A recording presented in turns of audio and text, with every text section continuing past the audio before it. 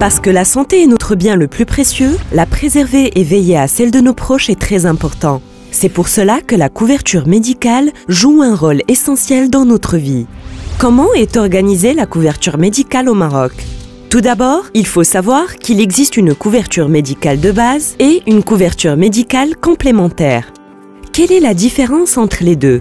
La couverture médicale de base comprend l'assurance maladie obligatoire, l'AMO, qui garantit à l'assuré, en contrepartie du règlement d'une cotisation mensuelle, le remboursement d'une partie des frais de soins engagés auprès des professionnels de santé, ou la prise en charge directe de certains soins pouvant être onéreux. Dans ce cas, l'organisme gestionnaire de l'AMO règle une grande partie des frais directement au prestataire de soins.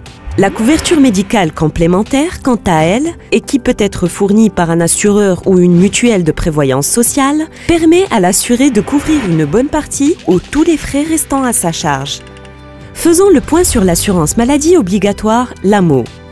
Deux organismes sont en charge de la gestion de l'AMO. La CNSS, qui gère le régime des salariés et retraités du secteur privé, et le régime des travailleurs non salariés et des personnes exerçant une profession libérale. Et la CNOPS, en charge de la gestion du régime des salariés et retraités du secteur public et de celui des étudiants. Il faut aussi savoir que notre pays travaille à la généralisation de la couverture médicale de base à toutes les franges de la population. Pour nous aider à faire face aux différents problèmes de santé que nous pouvons rencontrer, l'AMO offre un panier de soins qui comporte de nombreux actes, tels que les soins relatifs au suivi de la grossesse et à l'accouchement, les soins liés aux interventions chirurgicales, les analyses de biologie médicale, la radiologie et imagerie médicale, les médicaments admis au remboursement, la lunetterie médicale, les soins bucco-dentaires ou l'orthodontie pour les enfants, etc.